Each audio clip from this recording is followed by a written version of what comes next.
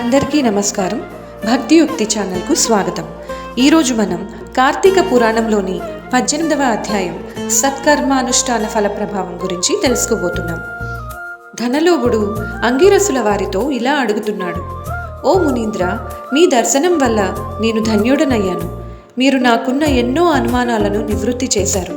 తత్ఫలితంగా నాకు జ్ఞానోపదేశమైంది, జ్ఞానోదయం కలిగింది. ఈ రోజు నుంచి నేను మీకు శిష్యుడను. తండ్రి, గురువు, అన్న, దైవం అన్నీయూ మీరే. నా పూర్వజన్మ పుణ్య ఫలితాల వల్లే నేను మిమ్మల్ని కలిశాను. మీ వంటి పుణ్యమూర్తుల సాంగత్యం వల్ల నేను తిరిగి ఈ రూపాన్ని పొంది ఉన్నాను. లేకుంటే అడవిలో ఒక చెట్టులా ఉండాల్సిందే కదా. అసలు మీ దర్శన భాగ్యం కలగడమేమిటి? కార్తీక మాసం కావడమేంటి? చెట్టుగా ఉన్న నేను విష్ణు ఆలయాన్ని ప్రవేశించడమేమిటి? నాకు సద్గతి కలగడమేమిటి? ఇవన్నీ దైవికమైన ఘటనలే. కాబట్టి ఇకపై మీతోనే మీ శిష్యకోటిలో ఒక పరమాణువుగా ఉండాలనుకుంటున్నాను. దయచేసి నన్ను శిష్యుడిగా స్వీకరించండి. మానవులు చేయవలసిన సత్కర్మలను, అనుసరించవలసిన విధానాలను, వాటి ఫలితాలను విశదీకరించండి అని కోరాడు. దానికి అంగిరసుల వారు ఇలా చెబుతున్నారు: ఓ ధనలోభ, నీవు అడిగిన ప్రశ్నలన్నీ చాలా మంచివే, అందరికీ ఉపయోగపడతాయి. నీ అనుమానాలను నివృత్తి చేస్తాను. శ్రద్ధగా వినుము అని ఇలా చెప్పసాగాను.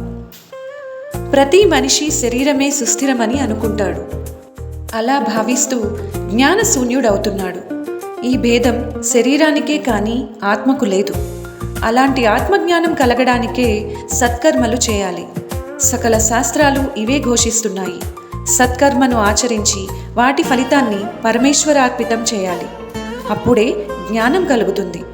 మానవుడు ఏ జాతివాడు, ఎలాంటి కర్మలు ఆచరించాలి అనే అంశాలను తెలుసుకోవాలి, వాటిని ఆచరించాలి. బ్రాహ్మణుడు అరుణోదయ స్నానం చేయక సత్కర్మలను ఆచరించినా అవి వ్యర్థమవుతాయి. అలాగే కార్తీక మాసంలో శ్రీ సూర్య భగవానుడు తులారాశియందు ప్రవేశిస్తుండగా, వైశాఖ మాసంలో సూర్యుడు మేషరాశియందు ప్రవేశిస్తుండగా, మాఘమాసంలో సూర్యుడు మకర రాశిలో ఉండగా, అంటే మొత్తానికి ఈ 3 మాసములలో తప్పక నదీ స్నానాలు, ప్రాతకాల స్నానాలు ఆచరించాలి. అటుల స్నానాలు ఆచరించి దేవార్చన చేసినట్లయితే తప్పక వారికి వైకుంఠ ప్రాప్తి కలుగుతుంది. సూర్య చంద్రగ్రహణ సమయాల్లో, ఇతర పుణ్య నదీ దినాల్లో ప్రాతకాలంలోనే స్నానం చేసి సంధ్యావందనం చేసుకొని సూర్యుడికి నమస్కరించాలి. అలా ఆచరించని వాడు కర్మభ్రష్టుడవుతాడు. కార్తీక మాసంలో అరుణోదయ స్నానం ఆచరించిన వారికి చతుర్విధ పురుషార్థాలు సిద్ధిస్తాయి. కార్తీక మాసంతో సమానమైన నెల కానీ, వేదాలతో సరితూగే శాస్త్రం కానీ, గంగా గోదావరిలకు సమాన తీర్థాలు కానీ, బ్రాహ్మణులకు సమానమైన జాతి కానీ, భార్యతో సరితూగే సుఖము, ధర్మంతో సమానమైన మిత్రుడు, శ్రీహరితో సమానమైన దేవుడు లేడని ప్రతి ఒక్కరూ తెలుసుకోవాలి. కార్తీక మాసంలో విద్యుక్త ధర్మంగా స్నానాదులు ఆచరించిన వారు కోటి యాగాల ఫలితాన్ని పొందుతారు అని వివరించెను. దీనికి ధనలోభుడు తిరిగి ఇలా ప్రశ్నిస్తూ: ఓ మునిశ్రేష్ఠ, చాతుర్మాస్య వ్రతమనగా ఏమిటి? ఎవరు దాన్ని ఆచరించాలి? ఇదివరకెవరైనా ఆ వ్రతాన్ని ఆచరించారా? ఆ వ్రత ఫలితం ఏమిటి? దాని విధానం ఏంటి? నాకు సవివరంగా తెలుపగలరు అని కోరాడు. ధనలోభుడి ప్రార్థనను మన్నించిన అంగిరసుడు ఇలా చెబుతున్నాడు: ఓయి, చాతుర్మాస్య వ్రతమనగా మహావిష్ణువు మహాలక్ష్మీదేవితో ఆషాఢ శుద్ధ ఏకాదశి రోజున పాలసముద్రంలో శేషపాన్పుపై శయనించి కార్తీక శుద్ధ ఏకాదశి రోజున నిద్రలేస్తారు. 4 నెలలను చాతుర్మాస్యం అంటారు. అనగా ఆషాఢ శుద్ధ ఏకాదశిని శయన ఏకాదశి అని, కార్తీక శుద్ధ ఏకాదశిని ఉత్థాన ఏకాదశి అని పిలుస్తారు. ఈ 4 నెలలు విష్ణుదేవుడి ప్రీతి కోసం స్నాన, దాన, జప, తపాది సత్కార్యాలు చేసినట్లయితే పుణ్య ఫలితాలు కలుగుతాయి.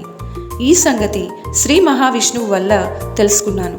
ఆ సంగతిని నీకు చెబుతున్నాను.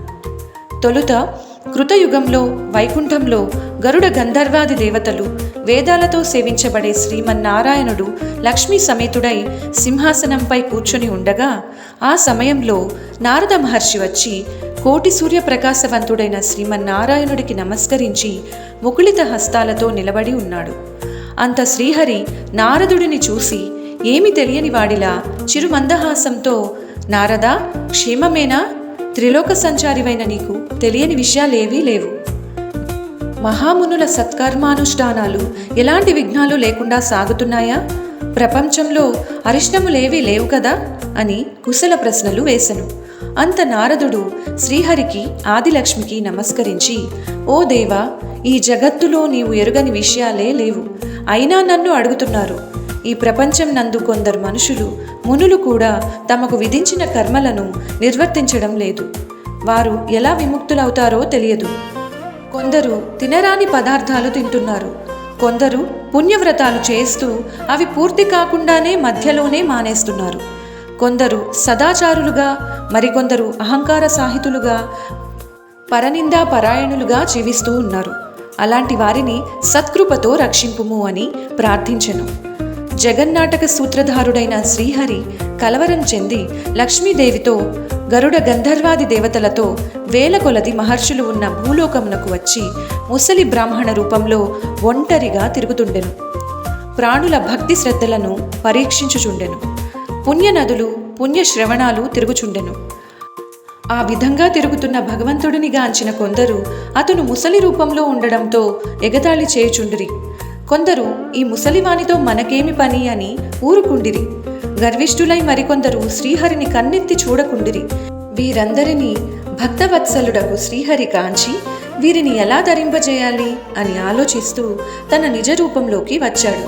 శంఖచక్ర గదా పద్మ కౌస్తుభ వనమాలను ధరించి లక్ష్మీదేవితోనూ భక్తులతోనూ మునిజన ప్రీతికరమైన నైమిషారణ్యానికి వెళ్ళాడు. ఆ వనంలో తపస్సు చేసుకుంటున్న మునిపుంగవులను స్వయంగా ఆశ్రమంలో కలిశారు. వారంతా శ్రీమన్నారాయణుడిని దర్శించి భక్తి శ్రద్ధలతో ప్రణమిల్లారు. అంజలి ఘటించి ఆదిదైవమైన ఆ శ్రీ లక్ష్మీనారాయణుడిని భక్తితో స్తుతించారు. ఇట్లు స్కాంద పురాణాంతర్గత వశిష్ఠ ప్రోక్త కార్తీక మహాత్య మందలి అష్టదశాధ్యాయం 18వ రోజు పారాయణం సమాప్తం. ఈ వీడియో మీకు నచ్చినట్టయితే లైక్ చేయండి, షేర్ చేయండి, కమెంట్ చేయండి. మరియు ఇలాంటి పవిత్రమైన కథలను తరచూ వినడానికి భక్తియుక్తి ఛానల్ను సబ్స్క్రైబ్ చేయడం మర్చిపోవద్దు. ధన్యవాదాలు.